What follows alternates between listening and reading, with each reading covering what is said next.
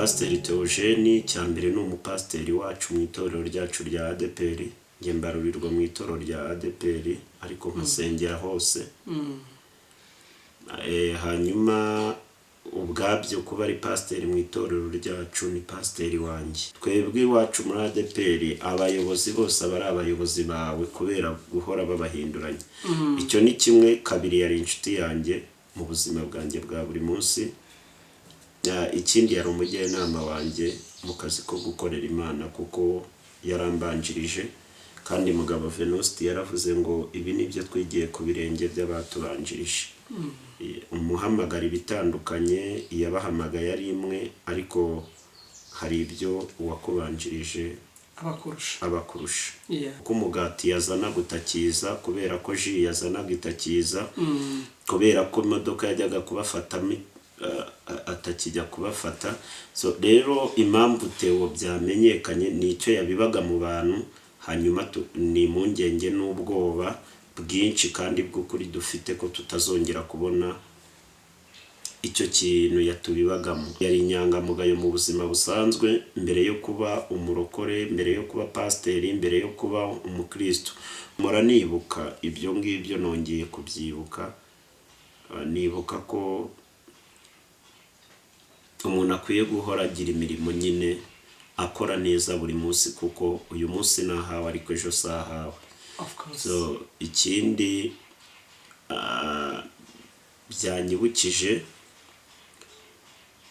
cyangwa se byatumye nongera gutekerezaho cyane nuko buri kintu cyose ukora ugomba kumenya ngo kizibukwa wagiye turiho rero ko bw'Imana icyo ni ikimenyetso kitugaragariza yuko nibisigaye izabikora rero ubuzima duhagazemo bwose ni imvugo y'Imana y'ibyo yatubwiye ibintu bidafite ishusho tubona kubaho birutwa no gupfa turifite amarira n'imiborogo ibintu byaraducanze abantu batubona bakabona turabura izuba rimwe ariko Imana ikavuga ngo muzabaho abaswa mu bitekerezo baravuga ngo nari umugabo n'igihabwa intebe ariko nge simbyemera amasengesho wasenze Imana irayazi ni uyu munsi wenda haba hari ibyatumye ukamuka impfubyi wafashije Imana irazizi igikorwa cyiza cyose wakoze nimba ari n'uwo watwaje ananiwe Imana irabizi nimba hari uwo wahaye rifuti Imana irabizi nta kintu Imana igenderaho kugira ngo ikugirire neza nge ntabwo nemeranya n'abantu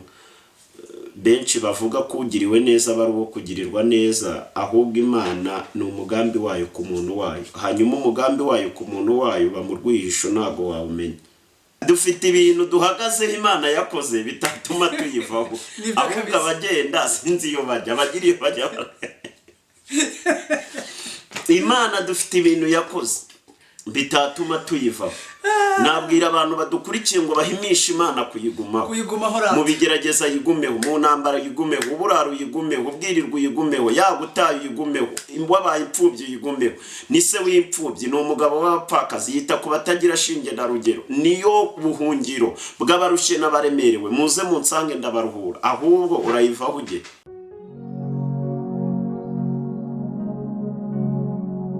reka tubahe ikaze abakunzi ba IHIRWE TV rero uyu munsi turi kumwe n'umukozi w'Imana n'umuhanzi n'umuntu Imana yakuye kure n'umuntu Imana yagejeje kure n'umuntu Imana itambagije n'umuntu Imana ikoresheje mwese muramuzi ngira ngo yitwa Frodisi ariko hari indi zina azwiho cyane abantu benshi bamuziho ari ryagiye kutwibwiramo hanyuma anadusuhuze anadusengera dutangira ikiganiro murakoze cyane IHIRWE TV yes Imana ibaho umugisha ndabanza gukosora icyo uvuze ngo mwese muramuzi ntabwo abantu bose bakumenya ariko bamwe na bamwe mu benshi turaziranye hanyuma nitwa Komeza Usenge Frodisi niyo mazina y'ababyeyi abenshi bakunze kunyita byose birashoboka hanyuma abandi tukamenyana ku ndirimbo hari umuntu usanga azi indirimbo ariko atazi n'uwayiririmbye bijya bimbaho ugasanga umuntu azi nk'indirimbo ivuga ngo nabiriya Mana ndabikweretse uzabikorere kwiyubahisha nabiriya mana ndabikweretse uzabikorere kwiyubahisha. Azi se warayirengeje cinkoni zamba Imana niyo yabaye n'izindi umbanzirizeyo ifite inzira zirenga igihumbi ariko akakubwira ati sinarinzi nyirayo ariko indirimbo yaranyubatse. So rero bake muri benshi tuziranye Imana ibaha umugisha ndanezerewe kubana namwe. Hanyuma ikiganiro cyo ndumva harimo mwagisengeye mbere yuko tugikora. Ya tuba twagisengeye ahubwo se kubera iki abantu bakuzi ku izina birashoboka? Izina byose birashoboka niryo zina nakoresheje kuva mu bwana bwanjye mfite imyaka 7 kugeza amagingo aya. Ni mu buzima bw'icyizere nakuranye ndaririmba ngira n'indirimbo yitwa ku Mana byose birashoboka. Ndabyigisha cyane mvuga ngo ugihumeka umwuka bazima ibintu byose birashoboka ku buzima bwawe. Hari n'ibiganiro nagiye nkora byinshi kuri radio zitandukanye byitwaga gutyo. Hanyuma ni izina ryandemeye ubuzima cyangwa se ryankomeje aho nagombaga gutenebuka. Ya byose birashoboka. Byose birashoboka. Kandi ubundi biranashoboka ku Mana. Yego. Ibintu birashoboka. Byose birashoboka gupfa wasanze bishoboka koko? Yego. Ni biki wasanze bishoboka? Buri muntu wese agira ibyo yahamiriza ku giti cye ko byose ku Mana bishoboka. Ariko ku giti cyanjye nuko mpamya ko byose bishoboka, ibintu birahinduka, ubuzima burahinduka, buba bwiza cyangwa bukaba bubi. Uwakodeshaga ejo yakodesha uwamukodeshaga, uwari umukozi ejo yaba umukoresha uwo yakoreraga. Nkunda kuvuga mu magambo make nkavuga ngo amaboko y'Imana arasumbana, icisha bugufi kanazamura. Ibintu byose birashoboka iyo ugihumeka umwuka w'abazima. Imana iba yabihindura ukavuga uti kabisa birashoboka.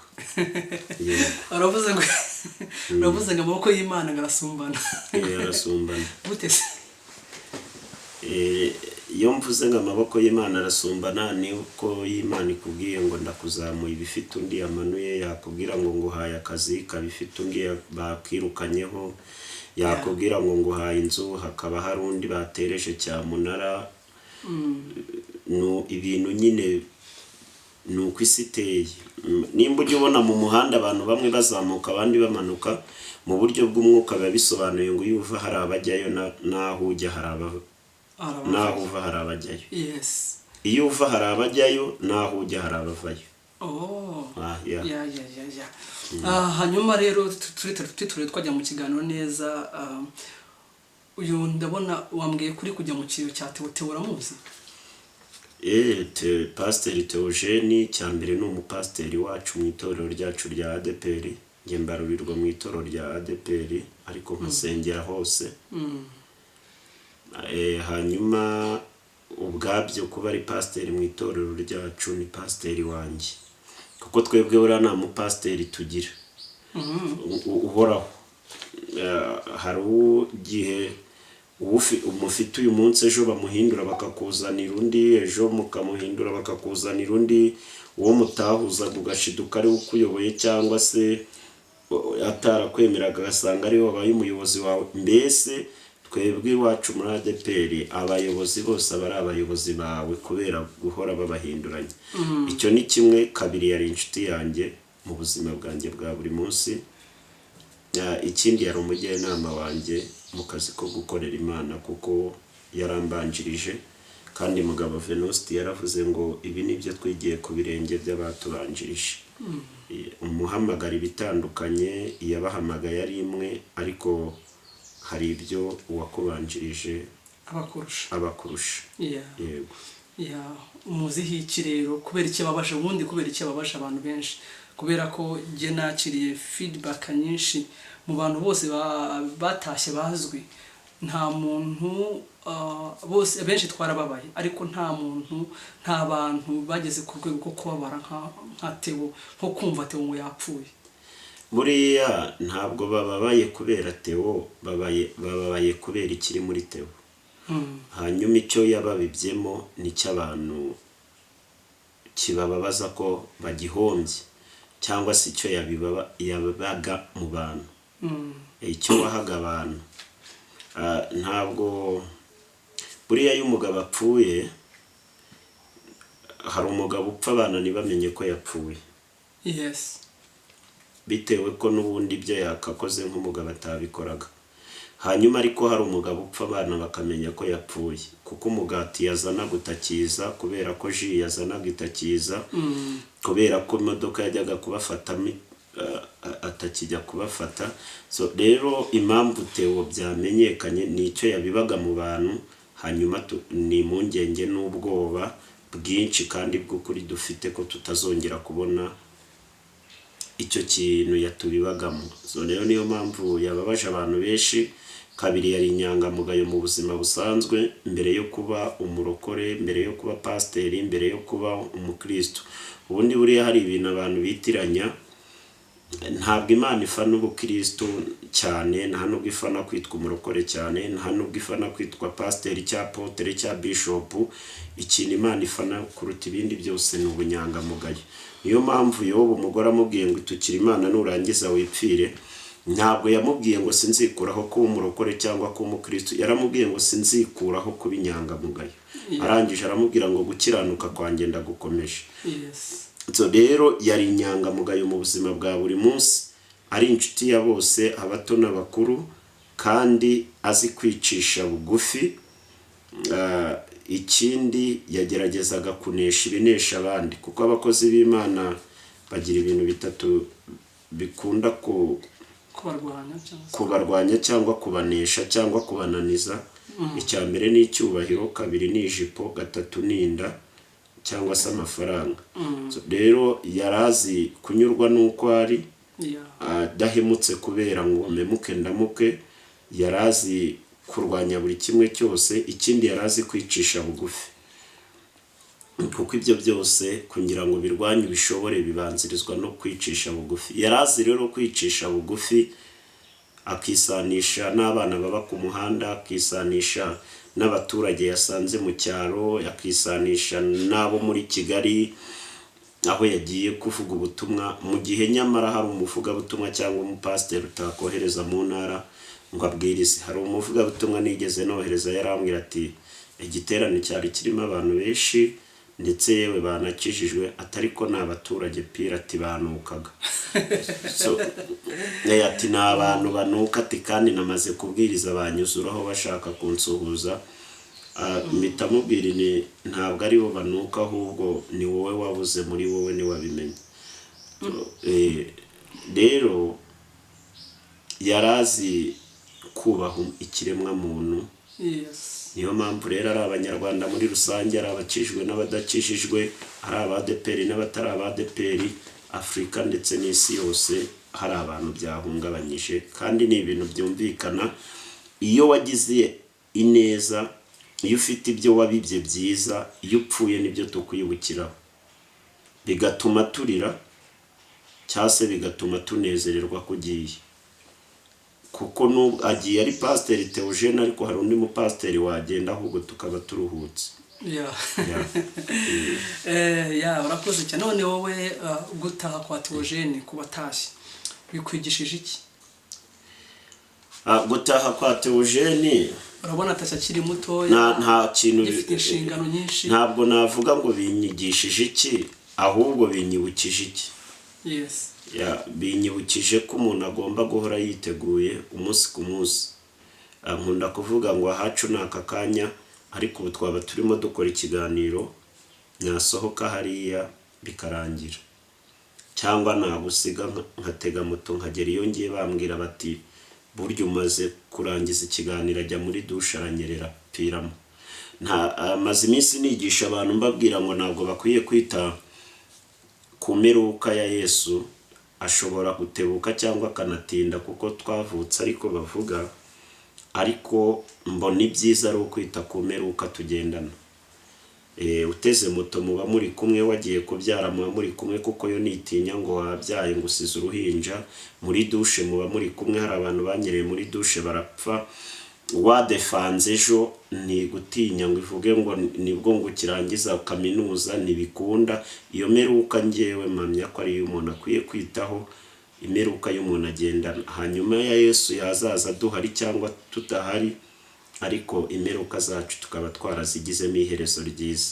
Rero icyo biba binyigishije ni ugukora icyo ugomba gukora uyu munsi, utarindiye ngo nzagikoresha. Imfubyi bikora uyu munsi, nimba ushoboye gusura abarwayi bikora uyu munsi, nimba ushoboye gukiranuka kiranuka uyu munsi, nimba ushoboye icyiza cyose wumva ushoboye, kuko Bibiliya iravuga ngo yaturemeye imirimo myiza muri Kristo Yesu kugira ngo tuyigenderemo. Yego, rero numva nibyo bihora mora nibuka ibyo ngibyo, nongeye kubyibuka. Nibuka ko umuntu akwiye guhora agira imirimo nyine akora neza buri munsi, kuko uyu munsi nahawe ariko ejo sahawe. So ikindi byanyibukije cyangwa se byatumye nongera gutekerezaho cyane, ni uko buri kintu cyose ukora ugomba kumenya ngo kizibukwa wagiye. Nimba ari kibi kizibukwa, nimba ari na cyiza kizibukwa. Hanyuma ukavuga ngo nyuma yo gupfa kwanjye nzasiga inkuru kimusozi. Aho ujyaho ni wowe bireba. Aho ujya ni wowe bireba n'Imana. Agakiza si ivangamutungo mu hano, ntabwo umugore n'umugabo bagasangira. Kabiri, nta muntu wagusabira ubugingo utarabukoreye ngo ububone, kuko mpamya ko nta satima ziba musibye ko nta n'uwamenya iby'Imana. Twebwe tuba turi aho twivugira ibyo dutekereza n'amarangamutima yacu, ariko icyiza ni uguharanira ubugingo ndetse ugaharanira n'imirimo uzasiga imusozi. Akabazo gato nashaka kubaza, umuntu afite ideni rya MTN akagira ideni rya Tigo, hanyuma akava muri ubu buzima, kari akantu katuma atajya mu ijuru? Icyo kibazo rero kugisubiza nshobora kugisubiza mu marangamutima yanjye uko byumva wowe, ariko ubundi wagisubiza neza n'Imana niyo yagisubiza. Ishobora kukidusubiza kurusha uko ntakigusubiza, ni kuko ariyo ubundi ukuri kw'isi ntabwo kugirwa n'abantu, kuri kw'isi kumenywa n'Imana. Ariko nekereza ko nabyera ngo Bibiliya iravuga ngo n'Imana yitegereje abamarayika bo mu ijuru ngo ibona batunganye nk'uko bikwiriye. Ahubwo nekereza ko agakiza ntabwo ubundi ari twe tugashobora, agakiza niko kadushobora. Hanyuma tukabaho mu buzima bw'imbabazi. Hanyuma ushobora kugenda ibyo hari ibyo usize bidakemutse, ariko imbabazi zikabikwezaho. Hanyuma rero wowe ku giti cyawe cyangwa se bitewe n'ijambo ry'Imana uzi, kuba umuntu afite amasezerano, Imana yamubwiye amasezerano, nzakugirira gutya, nzakugirira gutya, nzakugirira gutya, bikaba bitari byasohora, bishatse kuvuga ngo byamuha icyizere cy'uko agifite iminsi yo kubaho ku isi? Ngiye mpamya 100% ko Imana yo yaguhaye amasezerano, atari abana bawe yahaye, atari abuzukuru n'abuzukuruza ubuvivi n'ubuvivure, yari we yahaye amasezerano, ugenda yasohoje. Niyo wapfa itayasohoje asohorera ku ntumbi yawe, umurambo wawe arasohora. None se tugendeye ku bibaye, utekereza ko uyu mugabo nta by'Imana yamubwiye itari yagasohoza akagiye? Yarabisohoje ahubwo uwo ushobora kumurebera ukabona hari byari bisigaye, ariko we buriya agarutse ukamuganiriza yakubwira ko iby'Imana yari yaravuganye nabyo yabisohoje. Hanyuma nimba tundi tutari twagasohora, turi busohora umurambo utari wamanuka. Ni ukuvuga ngo twizere ko iyo hari ikintu Imana yavuze ku buzima bwawe, iyo ariyo yavuze batarayibeshyeye, ari Imana yakubwiye, byange bikunde isohoza ibyawe. Niyo wapfa bidasohoye, bisohorera ku murambo wawe. Hanyuma ugiye kukubaza wowe, ni iki kintu Imana yakubwiye ikagikora bikaguha icyizere yuko ibindi zabikora cyangwa se kigakurikiraho ibindi byose. Buriya hari ibintu bitatu bigaragaza ko umuntu ari mu mugambi w'Imana. Icyambere ni uko bagihumeka umwuka w'abazima. Ndahumeka ubwabyo n'ibyo yakoze, kuko ibyahigaga ubugingo n'umubiri byari byinshi. Icya kabiri, umuntu uri mu mugambi w'Imana asimbuka impfu nyinshi. Hari impfu nasimbutse zinyemeza numva mbona gukora kw'Imana binyemeza ko n'ibisigaye izabikora. Ikindi, urarwanwa cyane ariko ukagenda unesha cyane. Cya gatatu, hari ibyo nahuye nabyo byagombaga gutuma nyivaho cyangwa nyireka cyangwa nsubira inyuma cyangwa mpfa cyangwa bigenda si byambasha. Ikindi ni uko ubuzima mpagazemo bwose ni imvugo y'Imana. Kurya, kunywa, kwambara ni imvugo y'Imana. Abadive bagira indirimbo ivuga ngo nimukora ngo mugahirwa nimuzagire ngo nuko mukora kurusha abandi n'ibindi. Rero ubuzima duhagazemo bwose ni imvugo y'Imana. Y'ibyo yatubwiye ibintu bidafite ishusho, tubona kubaho birutwa no gupfa, turifite amarira n'imiborogo, ibintu byaraducanze, abantu batubona bakabona turabura izuba rimwe, ariko Imana ikavuga ngo muzabaho. Turiho rero ku bw'Imana, icyo ni ikimenyetso kitugaragariza yuko n'ibisigaye izabikora. Kandi twebwe ntabwo dukorera Imana kugira ngo ibikore, niyo itabikora twayikorera. Hanyuma ni mu ndirimbo wahimbye, nihe ndirimbo ihura n'ubuhamya bwawe? Ni nyinshi, ariko indirimbo yitwa ngo Imana niyo yahabaye. Imana niyo yahabaye, Imana niyo yahabaye, ahanje nihaba hakibukwa, Imana niyo yahabaye. Ntabwo meze neza bitewe n'ibyo tumazemo iminsi no kurara ijoro ku kiriyo, ariko iyo ihura n'ubuhamya bwanjye. Yitwa na biriya Mana ndabikweretse, ihura n'ubuhamya bwanjye.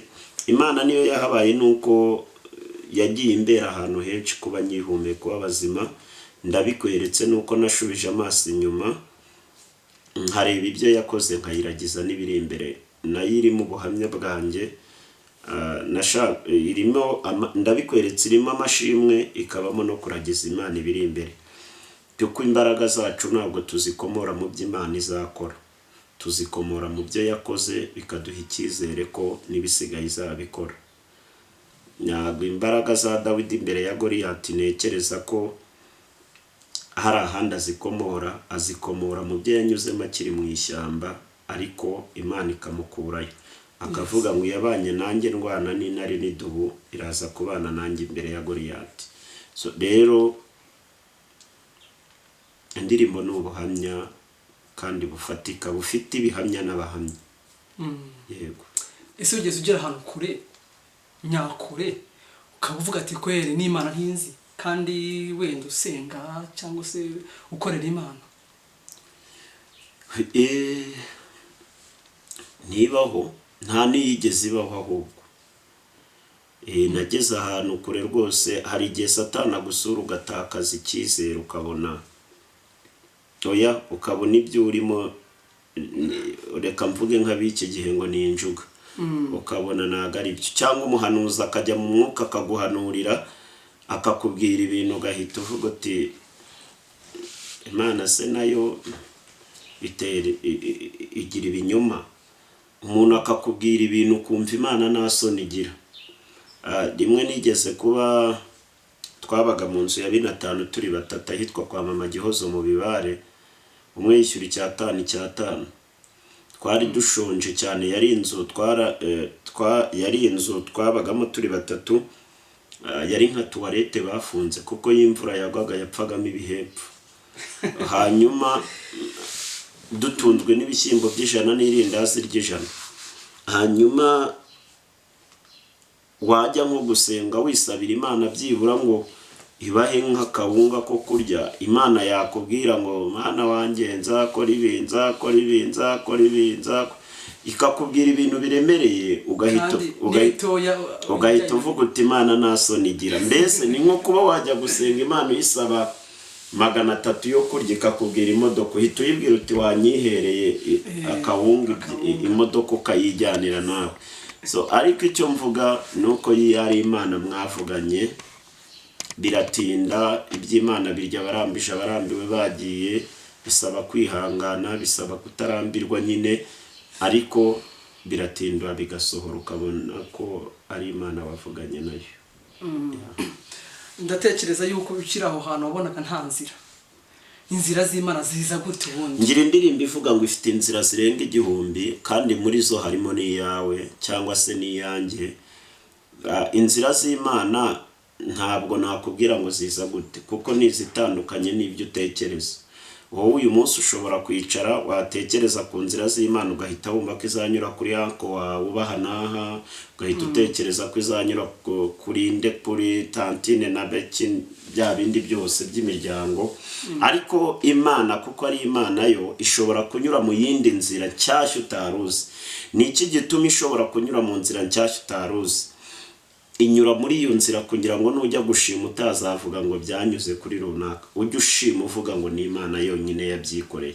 Noneho rero twebweho naho twarebaga byanyura, rero byatumaga dutakaza icyizere burundu. Ariko kuko Imana ari Imana nyine niho ibera Imana ishobora byose, yagiye ica inzira ukumirwa. Utabitekereza utabishe uwo Imana ica inzira ukagwa muri koma.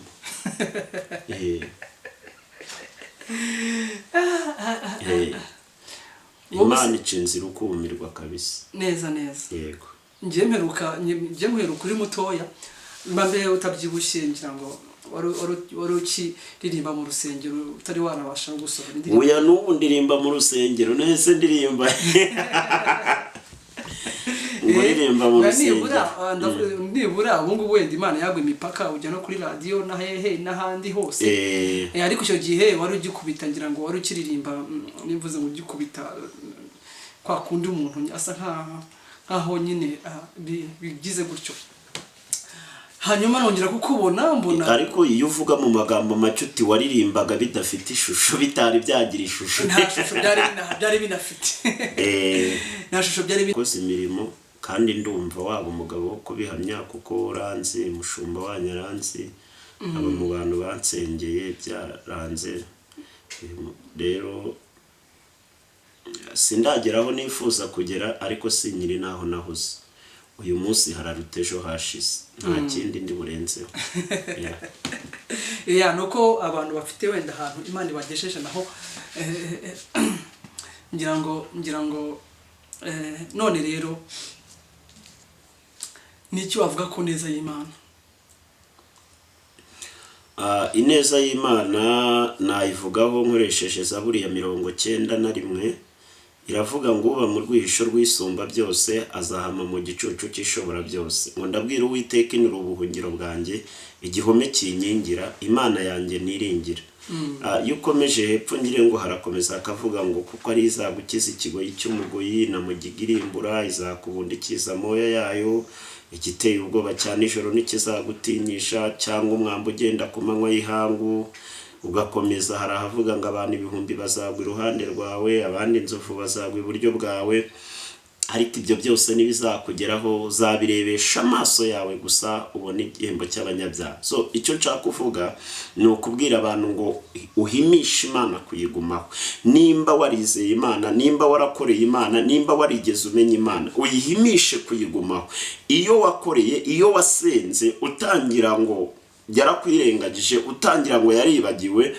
Hari abantu benshi bazi ngo iyo basenza amasengesho nasubizwe Imana iba yayaritse, ariko ndagira ngo nkubwire ngo ari mu rwabya arimo atogotera imbere y'Imana. Hari umunsi buzacya ukabona igitangaza utari ukiteze. Icya kabiri, amasengesho wasenze yose abaswa mu bitekerezo baravuga ngo nari umugabo n'igihabwa intebe, ariko nge simbyemera. Amasengesho wasenze Imana irayazi ni uyu munsi wenda haba hari ibyatumye ukamuka.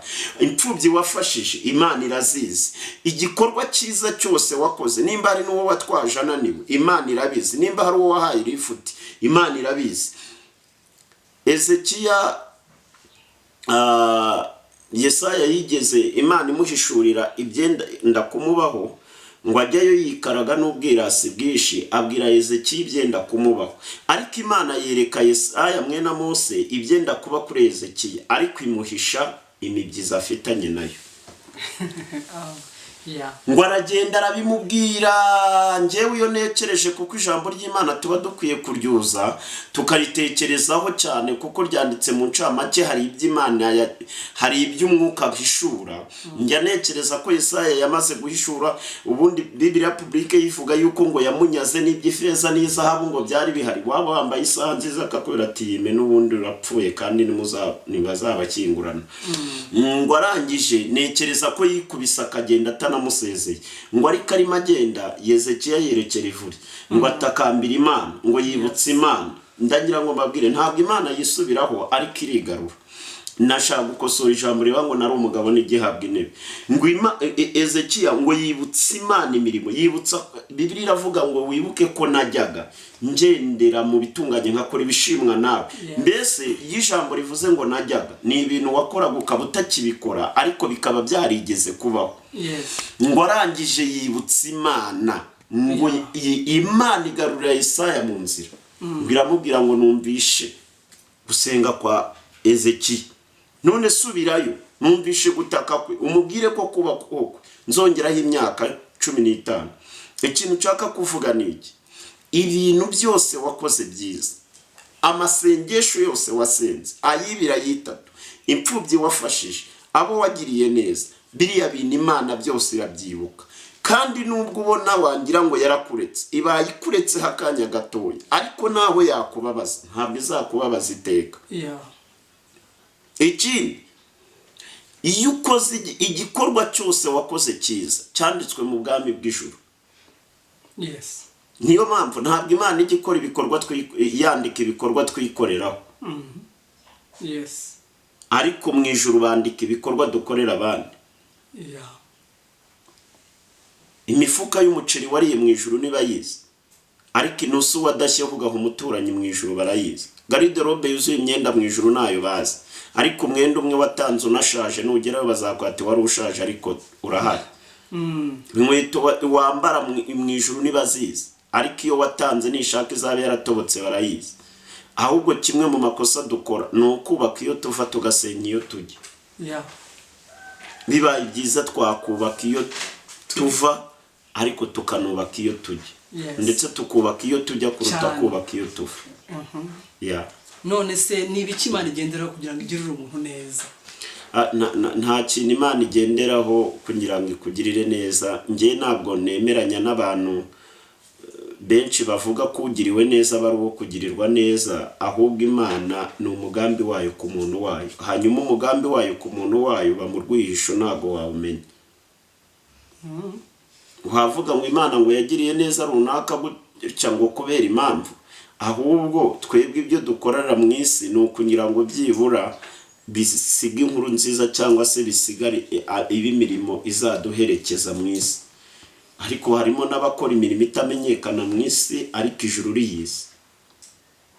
Kugirirwa neza n'Imana ni umugambi wayo ku muntu wayo.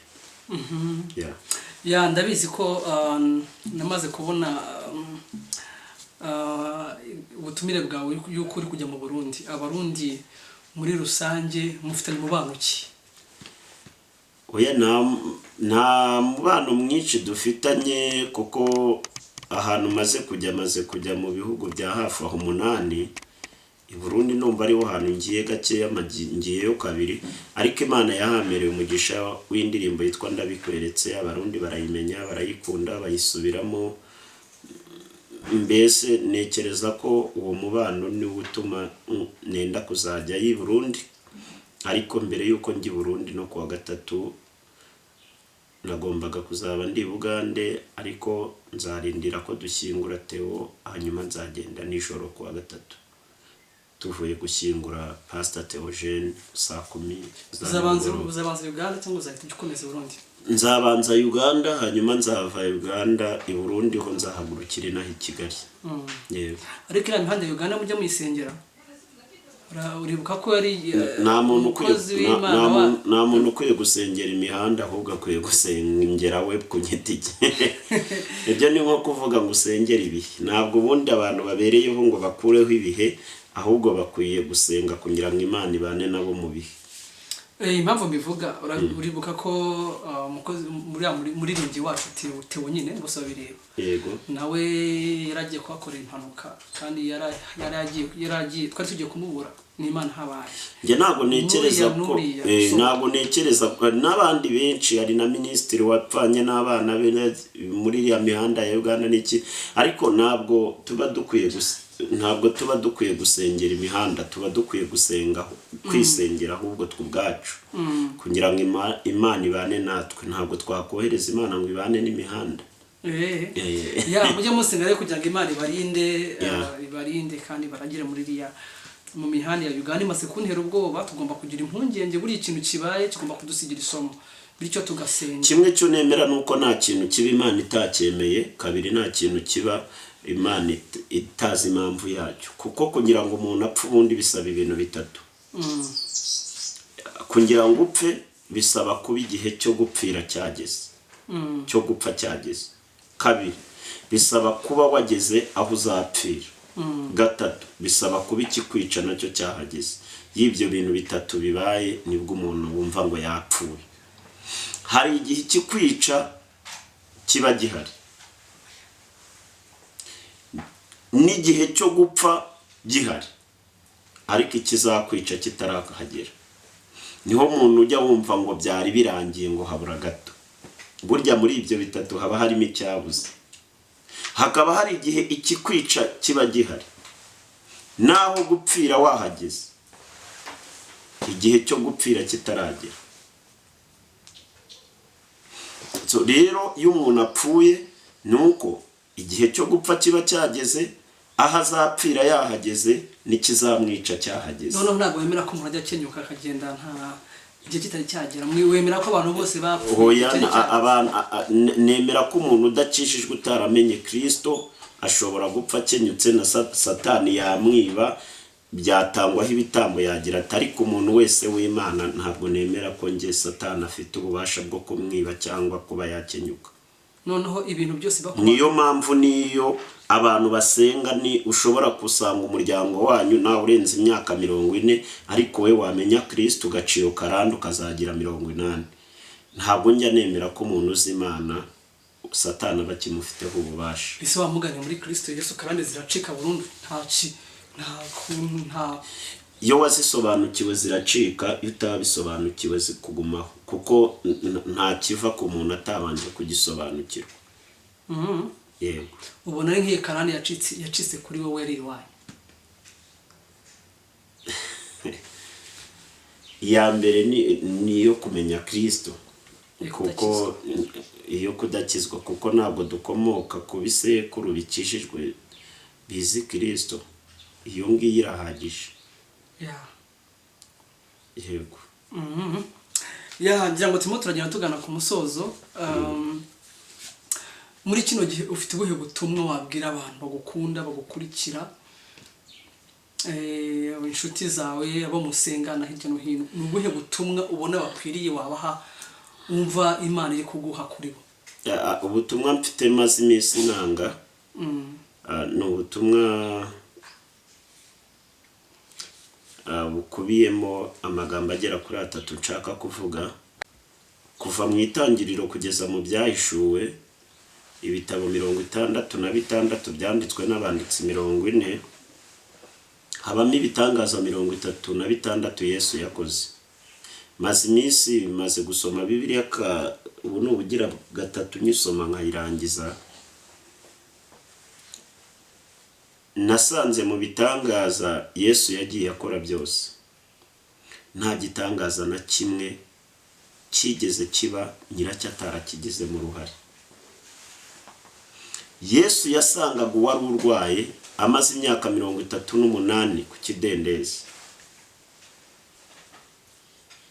yarangiza akamubwira ngo ikorere uburiri bwawe wigendere. Icyitonderwa, Kristo afite ububasha bwo guhagurutsa ukikorera uburiri bwawe ukagenda, ariko ntabwo ari wo gukorera uburiri.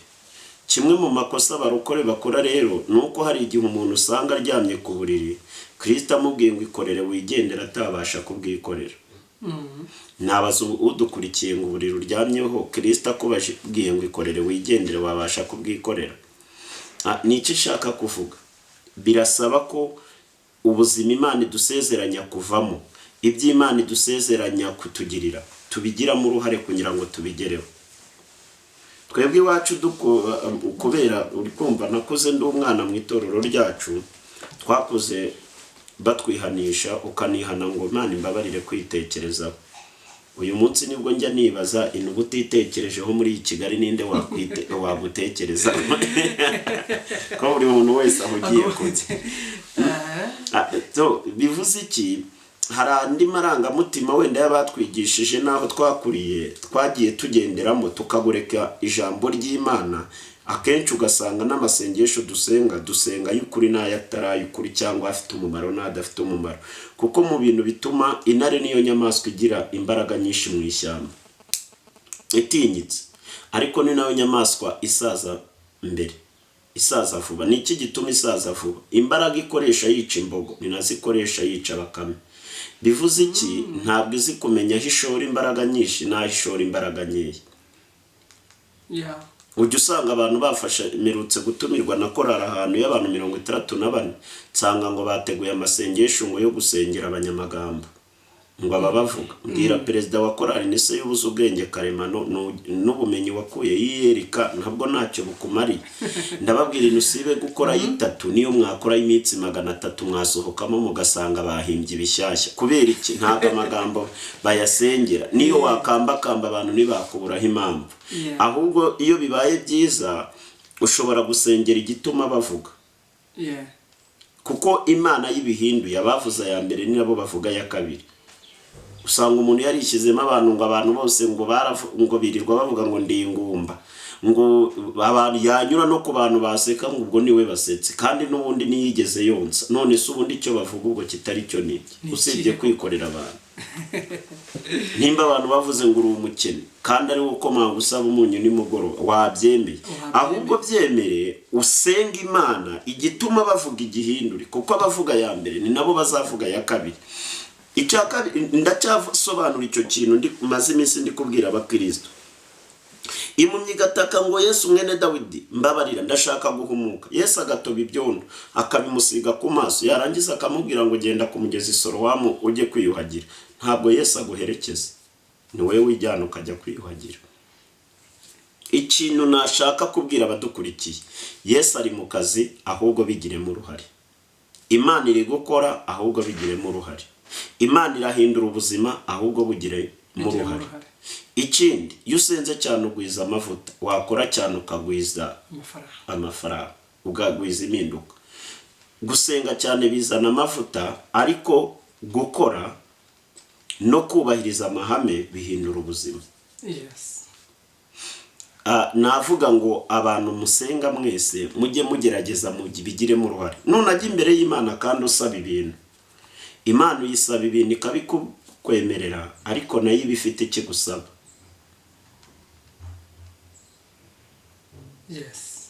Icya kabiri, muhimisha Imana kuyigumaho.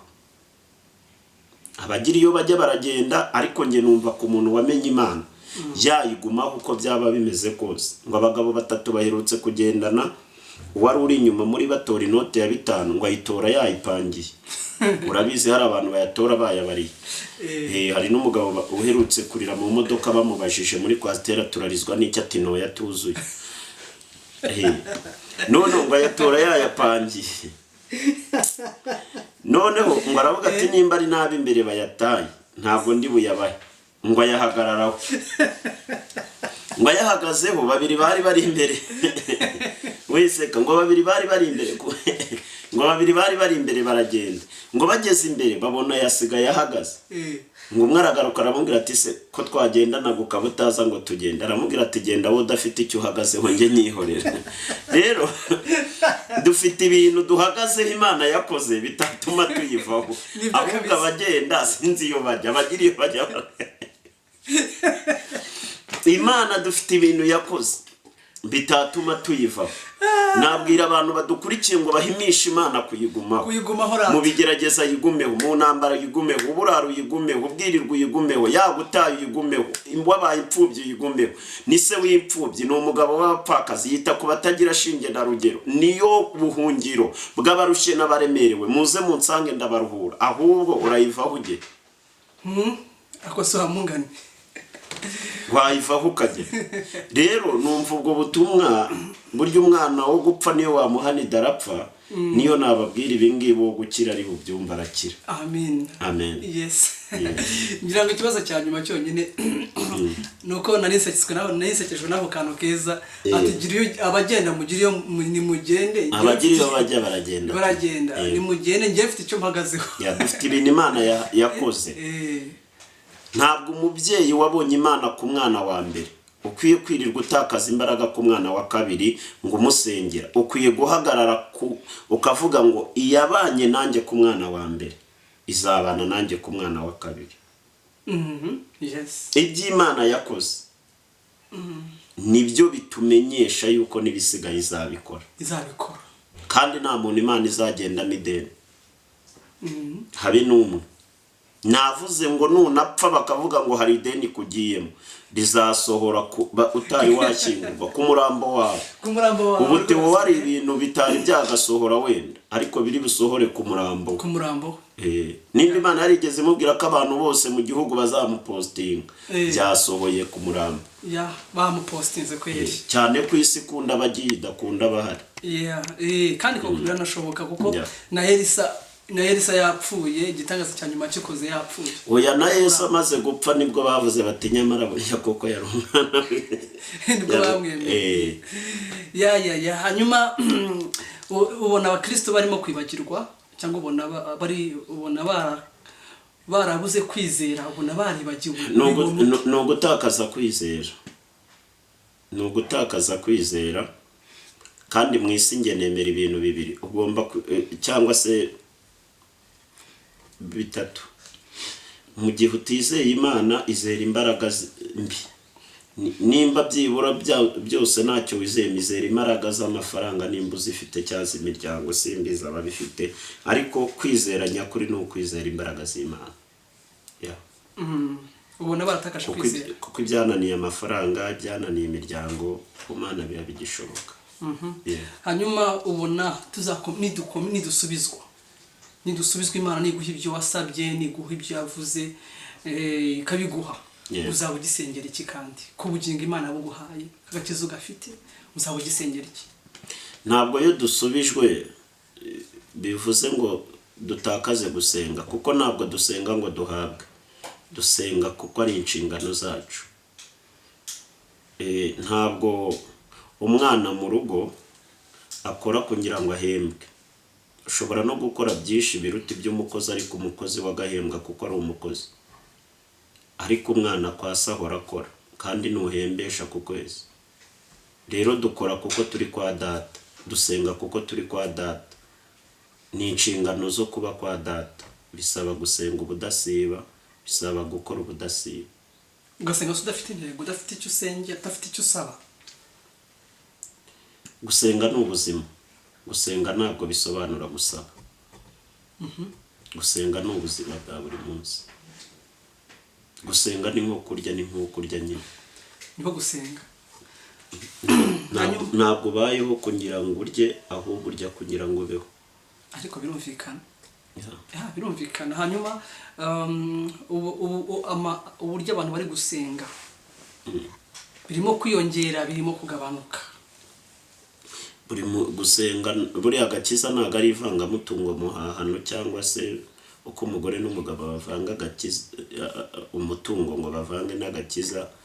Buri muntu wese mu mutima we niwe uzi nimba byiyongera cyangwa bigabanuka, ariko ibyo tubona publique biriyongera.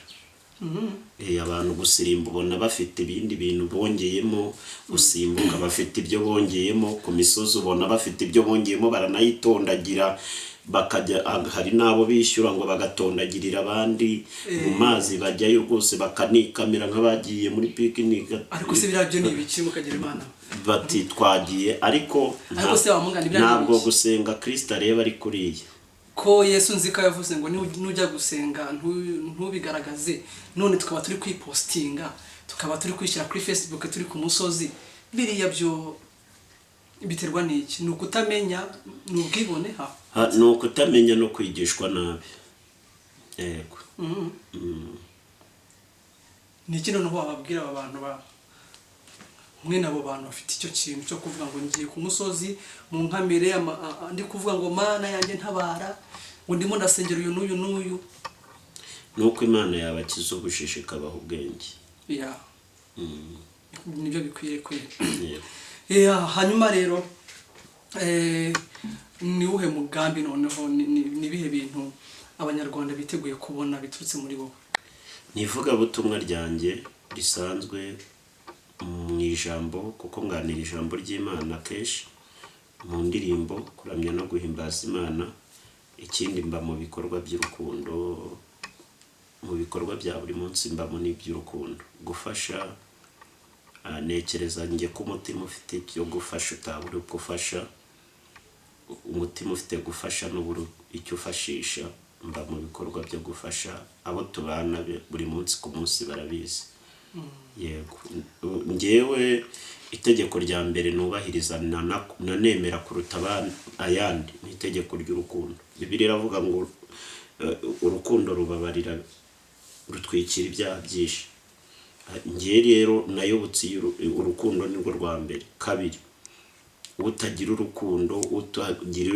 iyo mpano y'urukundo nta nubwo azimana kudakunda nazimana ngiye rero ubuzima bwanjye n'ubw'urukundo abantu barabizi muri groupe nyinshi mbamo nashaka gusobanura hanyuma hari n'igikorwa natangije kimaze kubera ahantu hatanu ni igikorwa kivuga ngo akira ururabo rwawe kiriho nanjye umurwanjye nyiriho ni igikorwa cyo kongera urukundo mu bakristo nimba ukunda umuntu bimubwira kiriho nimba ubona hari icyo wama kimenye ihari nimba unyemera nyemera nyihari nimba wampostinga postinga nyihari ibindi bintu bisa nk'uburyarya ntabwo mbikunda uvuze ibintu by'urukundo wa mungame suhuza umukunzi wawe niba umufite ntasuhuza n'abakunzi nafite umukunzi ndabashubuje bose mu izina rya Yesu ndavuga rero by'umwihariko rero umufasha muzabana umufasha azwi n'Imana kano kandi ntawe uragira niyo waba ubizi ko hari utaramushyira mu rugo bishobora guhinduka ariko nyine birashoboka byose birashoboka none kuko nakubazaga ibintu uteganya mvamo ntuje kuvuga ibintu by'ubukwe kandi mbona ahantu hari ubwanwa njye ntabwo njya nita ku bukwe nta nubwo njya musengera njye nsengera urugo sinsengera ubukwe hari umukobwa mwiza mu bigaragara unafite uko ari aherutse gukora ubukwe bw'igitangaza mu Rwanda igitangaza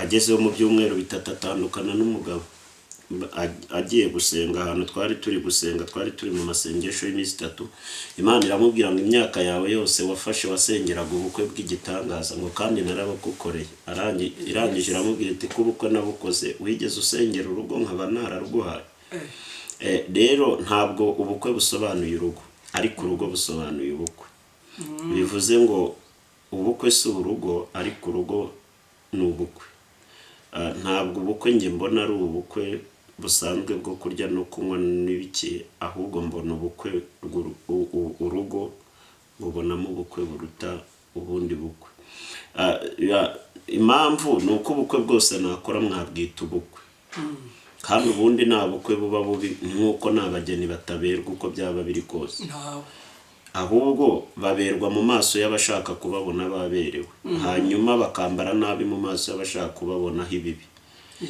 ariko abubaka bose siko bubaka ingo zikomere ngero ninda nsengera urugo sinjya ninda nsengera ubukwe ubwo se niyo mpamvu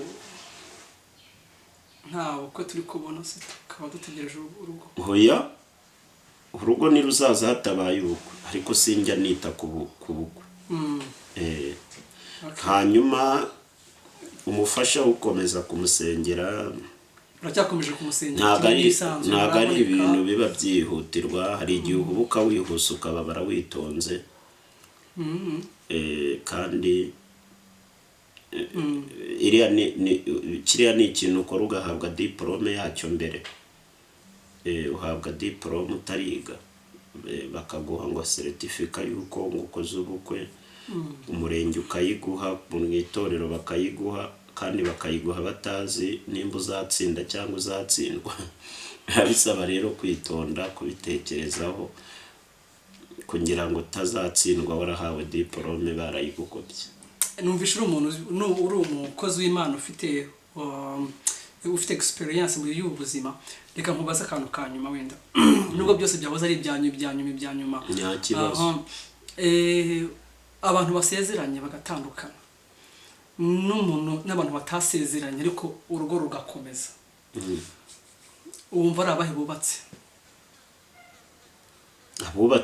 numva ko ari abubatse nyine none se kubera iki iyo bagiye mu masengesho cyo kubona ukabona umugore ufite abana 3 afite n'umugabo ariko ko batasezeranye ugasanga murimo abantu barabarondora ngo nabasambanye nukubera iki ababarondora n'abana mu gakiza ahubwo mwababwira ngo mwubahirize inshingano z'itorero n'iza leta ariko ntabwo ukwiye guhagurutsa umuntu w'umubyeyi wubatse ubyaye 3 ngo umubwire ngo uri umusambanyi asambana nandeze n'umugabo hanyuma umugabo n'umugore basambana bate none se ko kubera ko nyine n'iby'abana b'abahanuzi ariko nge simbyemera ubuse uzabaze mu bisekuru byawe wumva basezeranye ko bangana ntabaho usasangana none se ko babyaraga abana 11 bakabarira bagakura bakabatekesha bakagira gute ni satani wabaga yarabyubatse cyabyabaga byarubatswe n'Imana rero iyo ni imyumvire y'amadini n'amatorero igenda ishyira mu bantu ni nka kwa kundi pastor akumvisha ko mukuru wawe kubera ko ari umwisilamu ukaba umurokore ngo ibi bikugeraho byose ari we biturukaho agarangira mwaronse ibere rimwe ariko akabatanya mukaba banzi kandi muri abavandimwe kandi ubundi kuba mudahuje amadini ni nk'uko mutahuza ibibina muba umwe akaba muri kimwe undi akaba mu kindi ariko byose bifatanyije ari iterambere bizana mu buzima bwanyu rero n'iby'amadini n'amatorero nuko bimeze niyo mpamvu iyo ugiye mu idini ukayoboka imyemerere y'idini cyane kuruta icyo wagiye gushaka birangira ubaye umunyedini ukabura icyo wagiye gushaka nimba ugiye gushaka Kristo niwe ugiye gushaka kuruta ibindi none rero ubwo kuba mu ADPR cyangwa se kuba mu Gatolika no gusengera mu Gatolika cyangwa se gusengera muri ADPR cyangwa se kuba mu Dive no gusengera mu Badive ikiza ni iki byose ni bimwe ahubwo byose ni bimwe kuko bose bari mu nzira y'agakiza ahubwo ikiza ni imyumvire y'umuntu n'amahitamo ya muntu ahubwo usanga twebwe twitana ba mwana tumeze nka ba bagore babiri umwe yaryamiye umwana we ngo arapfa undi arangije afata uwapfuye ajya ku mugore nawe wasinziriye ngo amumukura mu gituza ngo amushyiramo uwapfuye bageze imbere y'umwami umwe akabata umuzima n'uwanjye wapfuye n'uwe undi nawe akabata umuzima n'uwanjye wapfuye n'uwe kandi cyitondero aba bagore bose bafite amakosa ari uwaryamiye umwana w'agapfa afite ikosa ariko ari n'uwasinziye bakamukura umuzima mu gituza nawe afite ikosa hanyuma ngo bageze imbere y'umwami baraburana gutyo hanyuma usanga ADPR ivuga iti umuzima n'uwacu wabariya yarapfuye abadive n'abatu umuzima n'uwacu twubahiriza isabato wabariya yarapfuye restoration umuzima n'uwacu wabariya yarapfuye abayehova umuzima n'uwacu wabariya yarapfuye rero nuko tumeze ni uko isi bikora ariko ubundi siko byakagenze twakuzuzanyije twese aho tujya ni hamwe uwo dukorera n'umwe ikibanza tuzaturamo ni kimwe hanyuma numva tutakabaye kwitana ba mwana kandi nge buri torero ryose cya buri dini mfite icyo ngigiraho nge nizera nk'abagatolika nkasenga nk'abarokore ariko ngira urukundo nk'urw'abisilamu wow numva nshaka kuvuga butumwa nk'abayehova ukagira ishyaka nk'abadive rero njyewe buri kintu cyose mfite icyo mbigiraho. Ibyo kunzanamo ibindi bintu mba numva ushaka kuba umuburozi kandi butabonerwa umuti wo kubundutsa. Okay. Ya urakoze cyane rero katugushimire kuba wabanye natwe muri kino kiganiro. Imana iguha umugisha kandi urugendo ugiyemo ugire amahoro. Ya uzagire ibihe byiza uzajya muri ibyo bihugu byose mu ivugabutumwa ryanyu. Mu ivugabutumwa uzabugiyemo Imana izabane nawe kandi abantu bazabona Imana uri kuvuga mu izina rya Yesu. Rero reka kugira ngo utange nimero zawe kugira ngo gushaka abashaka gutumira ngo umukozi w'Imana uririmba ukanavuga ubutumwa babashe gutumira waba contact zawe. Nomero zanjye wahamagara cyangwa ukanyandikira kuri WhatsApp ni 0782 47 62 99 0782 47 62 99. Imana ibaha umugisha. Imana ibaha umugisha. Shalom shalom rero turabakunda. Imana ikomeze kubagira neza.